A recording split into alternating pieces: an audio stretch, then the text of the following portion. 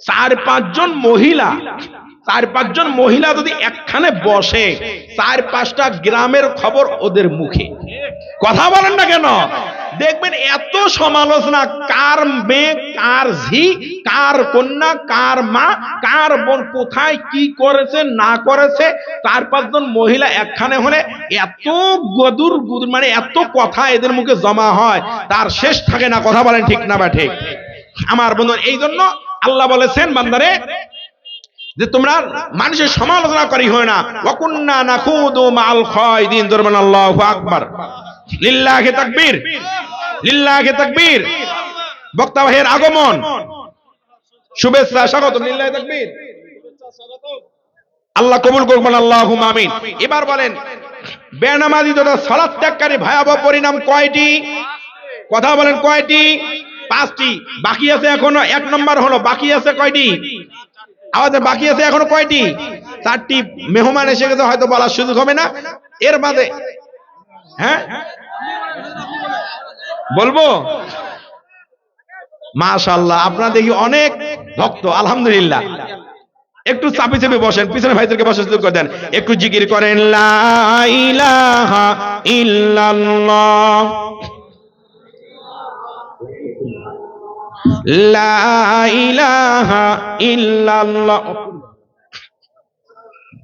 এখানে লা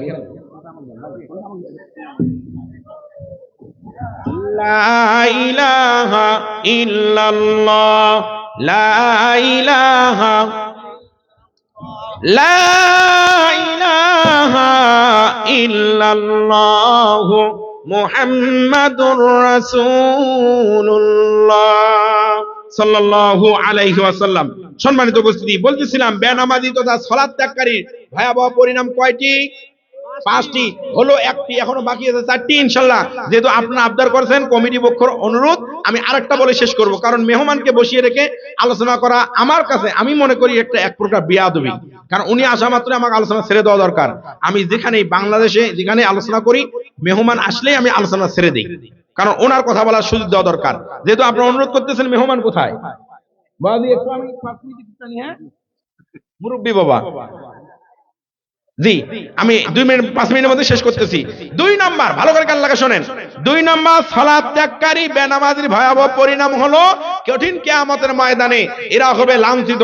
কারণ এরা আল্লাহকে সিজদা দিতে পারবে। আল্লাহ বলবে সিজদা দে, এরা সিজদা দিতে পারবে। আল্লাহ রাব্বুল আলামিন বলেন, বান্দারে এই সালাত ত্যাগকারী তথা বেনামাজির ভয়াবহ পরিণাম হয় 5টি। তার মধ্যে 2 নম্বর হবে কিয়ামতের ময়দানে এরা হবে লাঞ্ছিত, এরা হবে অপমানিত, এরা হবে হেয় প্রতিপন্ন শিকার। তার মানে অপমান অপদস্থ এদেরকে করা হবে, কারণ কঠিন কিয়ামতের ময়দানে এরা আল্লাহকে সিজদা দিতে পারবে না। আল্লাহ রাব্বুল আলামিন তার দলিল দিচ্ছেন সূরা কলামের 43 নম্বর আয়াত, 29 নম্বর পারা, 5 নম্বর পৃষ্ঠা, 10 নম্বর লাইন, 2 নম্বর রুকুর মধ্যে আল্লাহ তাআলা জানিয়ে দেন, খাশিআতান আবসারুহুম তারহাকুহুম যিল্লা ওয়া ক্বাদ কানু ইউদআউনা ইলাস সুদুদি ওয়া হুম সালিমুন।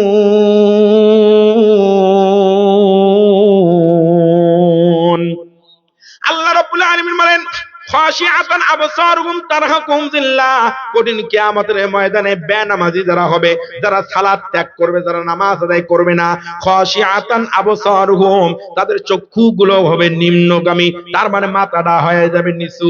আজকে আমাদের সমাজে যারা বিত্তবান মানুষ, সম্মানিত মানুষ, ওদের মাথাটা থাকে উঁচু। দেখবেন কোনো কারণে যদি অপমানিত হয়, লোক সমাজে অপমানিত হয়, সঙ্গে সঙ্গে কিন্তু উঁচু মাথাটা নিচু হয়ে যায়। কথা বলে ঠিক না বা ঠিক? আমার আল্লাহ বলে, খাশিআতান আবসারুহুম তারহাকুহুম যিল্লা, কঠিন কিয়ামতের ময়দানে বেনামাজিদেরকে এত অপমান করা হবে, এত বেইজ্জতি করা হবে, তাদের চক্ষুগুলো হবে নিম্নগামী, মাথাটা হয়ে যাবে নিচু। কেন কেন কেন কেন? ইউদআউনা ইলাস সুদুদি, যখন তাদেরকে সিজদা দেওয়ার জন্য ডাকা হবে, তখন বলবে, বান্দার আমি আল্লাহ তাআলাকে সিজদা দাও। ও বান্দারে বান্দারে আমি আল্লাহ তাআলাকে রুকু দাও ওয়া হুম সালিমুন, কঠিন কিয়ামতের ময়দানে তারা সিজদা দিতে পারবে না, কারণ আমার আল্লাহ তাআলা মেরুদণ্ডের হাড়টা লোহার মতো শক্ত করে দিবে। বান্দা চাইলেও আর আল্লাহকে সিজদা দিতে পারবে না, হালতে পারবে না, কারণ বান্দা দুনিয়ার জমিনে মিথ্যা বলতে বলতে বলতে এত বদ অভ্যাস হয়ে গেছে, আল্লাহর সামনে দাঁড়িয়েও আল্লাহকে বলবে আমরা নামাজ পড়েছি, আল্লাহর সামনে দাঁড়িয়েও মিথ্যা বলবে। আমার আল্লাহ বলবে বান্দারে প্র্যাকটিক্যালে দেখাও, তুমি যে দুনিয়ার জমিনে নামাজ পড়েছো একটু প্র্যাকটিক্যালে আমাকে পড়িয়ে দেখাও। তখন বান্দা সিজদা দেওয়ার জন্য হালতে যাবে, রুকু করার জন্য কোমরটা হালাতে যাবে, কিন্তু পারবে না। এই যে মাহফিলের আয়োজন করেছেন, এই যে বিশাল বড় বড় খুঁটিগুলো গেছেন, বলেন তো এই খুঁটিটা কি কেউ এরকম করে ভাঁজ করতে পারবেন? হালাইতে পারবেন না, কারণ এই খুঁটিটা হলো শক্ত। আমার আল্লাহ তাআলা কঠিন কিয়ামতের ময়দানে মেরুদণ্ডের হাড়টা এমন লোহার মতো শক্ত করে দিবে, আপনি চাইলেও আর হালিয়ে রুকু করতে পারবেন না, হেলে আল্লাহকে সিজদা করতে পারবেন না। আর যখন সিজদা করতে পারবেন না তখন আপনি অপমানিত হবেন, অপদস্থ হবেন, আপনার মাথাটা নিচু হবে। এই জন্য আমার বন্ধুগণ, নামাজের হিসাব কিয়ামতের ময়দানে দিতে হবে। আল্লাহ রাসূল বলেছেন আউয়ালু মা ইউহাসাবু বিহিল আবদু ইয়াউমাল কিয়ামাতিস সালাত, কিয়ামতের ময়দানে প্রথম নামাজের হিসাব দিতে হবে। ও মুসলমান, কিন্তু আপনি আমি নামাজের তো হিসাবই করি নাই, আল্লাহর দরবারে কি হিসাব দেব? কথা বলেন, হিসাবই করি নাই। একটু আগে যে বললাম যে আলোচনা জীবনে কোনো আলেমের মুখে শোনেন নাই, জীবনে আপনারা এভাবে কল্পনাও করেন নাই, ক্যালকুলেশনও করেন নাই, আপনি আমি ভাবিও নাই, সেই কথা বলেই শেষ করে দিচ্ছি। বলবো বলে দিচ্ছি। আপনি আমি প্রতিটা দিন বাজারে যাই, আপনার আমার স্ত্রী আপনাকে টাকা দেয়, দিয়ে বলে, স্ত্রী বলে চাউল ডাউল তেল লবণ মরিচ পেঁয়াজ আলু এগুলো নিয়ে আসবেন। আপনি পকেটে হাত দিয়ে দেখেন আপনার পকেটে 1000 টাকার নোট। আপনি বাজারে গেলেন, যাওয়ার পর বাজার খরচ করে আসার পর, খরচ করার পর আপনার বেঁচে গেছে মাত্র 50 টাকা। তাহলে খরচ হয়েছে কয় টাকা? 950 টাকা। তাহলে আপনি বাজার থেকে আসলেন, স্ত্রী ডাক দিয়ে বলল, প্রাণের স্বামী যা যা আনতে বলেছি এনেছো? হ্যাঁ এনেছি। কি কি এনেছো? এই এনেছি। টাকা ছিল 1000, খরচ হয়েছে 950, মাত্র ঠিক আছে 50 টাকা। আপনি আমি এটা হিসাব করলাম। চাকরি করেন, ব্যবসা করেন, মাস শেষ হলে বেতন পান 20,000 30,000 50,000 টাকা পান। আপনি এই টাকা আনার পর হিসাব করেন, ক্যালকুলেটর করেন, বাড়ি ভাড়া দিতে হবে 5000 টাকা, ছেলে মেয়ের লেখাপড়া খরচ দিতে হবে 5000 টাকা, বিদ্যুৎ বিল দিতে হবে, পানির বিল দিতে হবে, এটা দিতে হবে, ঋণ আছে এগুলো দিতে হবে 5000 টাকা। এমন করে প্রতিটা দিন আপনি হিসাব করেন, সব শেষে যায় আয় কত আর ব্যয় কত। এটা আপনি আমি হিসাব করি কি করি না? করি। কিন্তু আমার নবী যে বললেন আউয়ালু মা ইউহাসাবু বিহিল আবদু ইয়াউমাল কিয়ামাতিস সালাত, কিয়ামতের ময়দানে নামাজের হিসাব প্রথম নেওয়া হবে। আপনি আমি তো একটা দিনও নামাজের হিসাব করি নাই, কেমনে আল্লাহর দরবারে নামাজের হিসাব দেব? নামাজের হিসাব করেছেন? নামাজ হিসাব করেছেন? হুজুর নামাজের হিসাব আবার কেমন? আমি আপনার 1 বছরের হিসাব হাতে কলমে ধরে দিয়ে যাচ্ছি। মাইকটা কি হচ্ছে? 1 বছরের হিসাব, ভালো করে কান লাগান। 1 বছরের হিসাব আপনাকে আমি হাতে কলমে ধরিয়ে দিচ্ছি। এই যে আমার বাবাজি পাশে আমার দাঁড়িয়ে আছে, বাবাজির বয়স মনে করেন 70 হবে, আপনাদের বয়স 50, কারো বয়স 30, কারো বছর 20, কারো বছর উঠতি বয়সে। আমরা এই যে যুবক 50 60 70 30 40 বছরের যুবক, এই যে আপনার হায়াতে জিন্দেগি এত বছর কেউ নামাজে পড়েন নাই, আপনার 1 বছরের শুধু আমি হিসাব দিচ্ছি, একটু মিলিয়ে নেন। ফরজ নয়, শুধু ওয়াজিব নয়, সুন্নত নফল, সুন্নত নফল ওয়াজিব বাদ, শুধুমাত্র আমি ফরজ নামাজের হিসাব আপনাকে শুধু দিচ্ছি 1 বছরের দেব। আচ্ছা বলেন 365 দিনে কয় বছর? আপনাদের ইন্ডিয়ায় কয় দিনে 1 বছর? 365। আমাদের বাংলাদেশেও 365 দিনে 1 বছর। তাহলে 365 দিনে 1 বছর।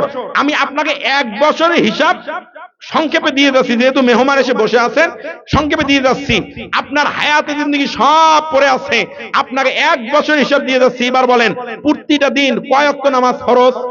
5 ওয়াক্ত। ফজর, একটু বলেন, ফজর, জোহর, আসর, মাগরিব, ইশা। আচ্ছা বলেন ফজরের সুন্নত বাদ, জোহরের সুন্নত বাদ, আসরের সুন্নত বাদ, মাগরিবের ফরজের পর সুন্নত বাদ, ইশার ফরজের পর সুন্নত বাদ, সুন্নত নফল সব বাদ। এবার বলেন ফজরের নামাজের ফরজ নামাজ কয় রাকাত?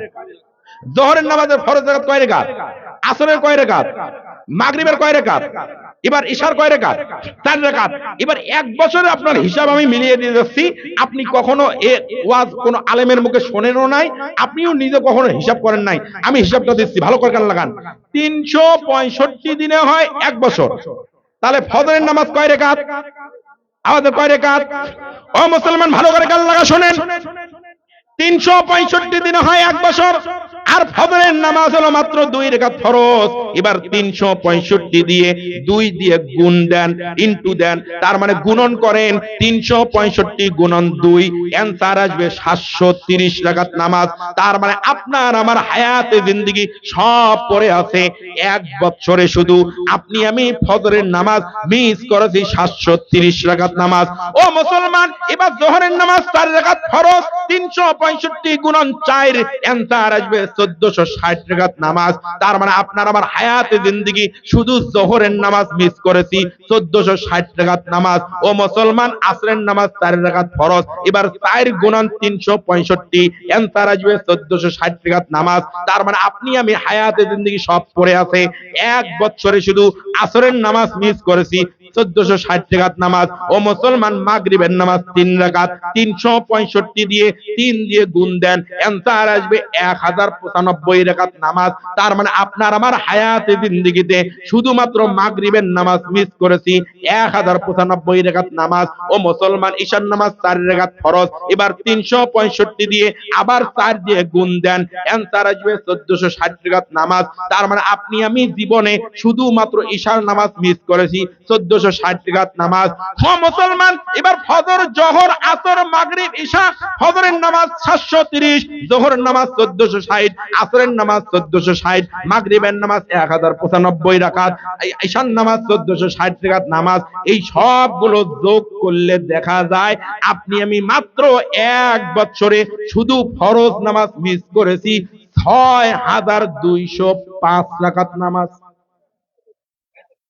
6205 রাকাত নামাজ আপনি আমি শুধুমাত্র এক বছরে, সুন্নত বাদ, নফল বাদ, ওয়াজিব বাদ, শুধুমাত্র ফরজটা বাদ হিসাব করে দিলাম, এক বছরে ফজর, জোহর, আসর, মাগরিব, ঈশা শুধু ফরজ নামাজ মিস করেছি 6205 রাকাত নামাজ।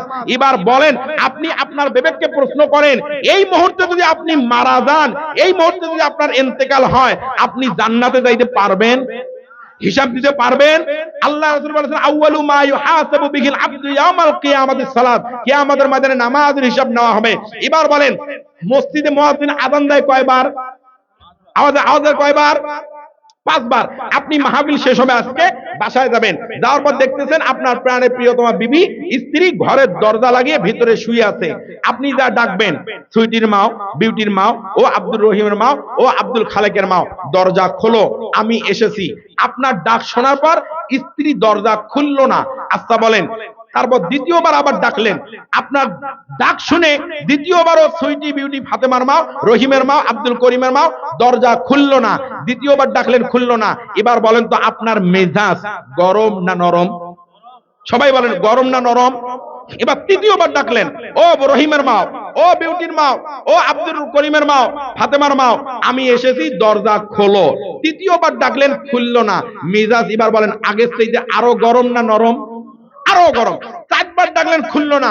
5 বার ডাকলেন, খুললো না। কিরে? তখন মনে করবেন, কিরে স্ত্রী ডাকি, ঘর খোলে না, দরজা খোলে না, কারণটা কি? স্ত্রী আবার মারাটা গেল নাকি? এই চিন্তা ভাবনা করে হয় এখন আপনি দরজা ভাঙবেন অথবা ঘরের জানালা ভেঙে ভিতরে ঢুকবেন। কথা বলেন ঠিক না ব্যাঠে? কিন্তু ভাগ্যক্রমে আপনি দরজা ভাঙলেন অথবা জানালা ভাঙলেন, ঢুকে ভিতরে ঢুকলেন, ঢোকার পর দেখতেছেন আপনার স্ত্রী সিরিয়াল দেখতেছে। কি দেখতেছে? আচ্ছা বলেন তো, এবার মেজাজ আরো গরম না নরম? আরো গরম। অথবা আপনার স্ত্রী শুয়ে আছে কিন্তু জাগনা আছে, ঘুমায় নাই, ঘুমানোর ভান করে আছে, জাগনা আছে। আচ্ছা বলেন, এই অবস্থায় আপনার স্ত্রী কি আদর করবেন? আপনার স্ত্রী কি আদর করবেন? পিটাবেন। কথা বলেন ঠিক না বা ঠিক? যে ব্যাকল, আমি 1 বার 2 বার 3 বার 4 বার 5 বার ডাকলাম, তুমি জাগনা থাকা সত্ত্বেও কেন আমার ডাকে সাড়া দিলে না? কেন দরজা খুললে না? আপনি স্ত্রীকে মারপিট করা শুরু করবেন। স্ত্রীকে মারবেন না, স্ত্রীকে খবরদার মারবেন না, স্ত্রীকে 4 জায়গায় মারা হারাম, স্ত্রীকে গায়ে কখন হাত তুলবেন না। মা বোনরা অনেক খুশি হয়েছে যে হুজুর বাংলাদেশ থেকে আসতে অনেক ভালো হয়েছে। কথা বলেন ঠিক না ভাই? ঠিক। মারবেন না যুবক ভাই, মুরব্বী সাদা, খবরদার মা বোনদেরকে মারবেন না। তবে মারবেন 4 কারণে। কয় কারণে? 4 কারণে মারতে পারবেন। আল্লাহ রাসূল বলেছেন 4 কারণে মারতে পারবেন, আবার 4 জায়গায় মারা হারাম। এবার পুরুষরা একটু খুশি হয়েছে যে হুজুর একটা তরিকা বের করছে, মারার তরিকা। 4 কারণে মারতে পারবেন, 4 জায়গায় মারা হারাম। যে 4 জায়গায় মারা হারাম: মাথায়, মুখে, বুকে, পিঠে। কয় জায়গায় জানেন আপনারা? না জানেন বিয়ে করছেন কেন? 4 জায়গায়, মাথায়, মুখে, বুকে, পিঠে, 4 জায়গায় মারা হারাম আল্লাহ রাসূল বলেছেন। আর তার কারণে মারতে পারবেন যদি নামাজ না পড়ে, রমজান কারিমে রোজা না রাখে, যদি পর্দার খেলাপ করে, 4 নম্বর যদি স্বামীর কথা অনুযায়ী না চলে। 4 জায়গায় 4 কারণে মারতে পারবেন। তবে মারার জন্য ওই যে গরুর হাল দেওয়া লাঠি, কোমরের বেল্ট এগুলো নয়। আল্লাহ রাসূল বলেছেন সুন্নতি মায়ের ওই যে মেসওয়াক আছে না, মেসওয়াক যেটা বিরাস আমরা বলি, এখন তো মেসওয়াক নাই, বিরাস, এই 1 বিঘত পরিমাণ লাঠি দিয়া আপনার স্ত্রীকে মৃদু আঘাত করতে পারবেন। সুন্নতি মায়ের সিস্টেম আমার দিকে দেখেন, মা বোনরা পর্দা দেখা গেলে দেখেন এরকম করে মারবেন। নামাজ পড়ে নাই, রোজা করে নাই, আপনার কথা শুনে নাই, পর্দা করে নাই, মারবেন এইভাবে। এই মারার পরে যদি কোনো চাচাদা মারে, চাচি ডাক দিয়ে বলবে এই ইয়ার কি করিয়েন না, কথা বলে কিন্তু জানেই না এটা সুন্নতি মায়ের, কথা বলেন ঠিক না বাঠে? এই এমনকে মারতে হবে। তবে আরেকটা জিনিস দিয়ে মারতে পারবেন। আল্লাহ রাসূল বলেছেন বাসায় শুইতে গেলে একটা বালিশ পাওয়া যায়, লম্বা বালিশ, আপনাদের এলাকায় কি বলে, আমরা বলি কোল বালিশ। কোল বালিশ, এই কোল বালিশ দিয়া পুরা উরা মানে যেদিকে পাবেন সেদিকে মারতে পারবেন। আল্লাহু আকবার। এই আলোচনা শোনার পরে এক যুবক মাঠ থেকে এক আলোচনায় দাঁড়িয়ে কয়, হুজুর কোল বালিশ দিয়ে মারতে বললেন, মাঝে মাঝে কোল বালিশ দিয়ে ঠেসে ধরা যাবে না? আরে ঠেসে ধরলে তো মরে যাবে, কথা বলেন ঠিক না বাঠে? তবে যুবক ভাই শুনে যান, 4 কারণে মারতে পারবেন।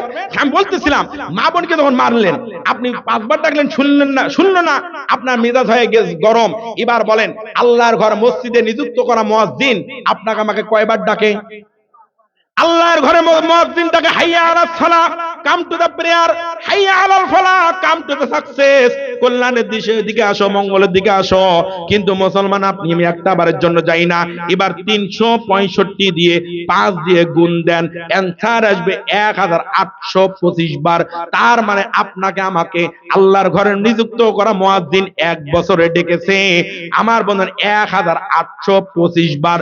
আপনি আমি একটা বারের জন্য সাড়া দেই নাই। এখন বলেন আমার আল্লাহ আপনার প্রতি গরম না নরম? আল্লাহ যদি গরম হয় জান্নাত না জাহান্নাম? আল্লাহ আমাদেরকে বোঝার তৌফিক দান করুক, বলেন আল্লাহুম্মা আমিন। বেনামাজির ভয়াবহ পরিণাম কয়টি হলো? কয়টি বাকি থাকলো? 3টি। যদি কখনো আপনাদের এলাকায় আসার সুযোগ হয় ইনশাআল্লাহ বাকি আলোচনা করার চেষ্টা করব। আমার অসমাপ্ত আলোচনা আমি এখানে শেষ করলাম। ওয়া আখির দাওয়ানা আলহামদুলিল্লাহি রাব্বিল আলামিন। আসসালামু আলাইকুম ওয়া রাহমাতুল্লাহ।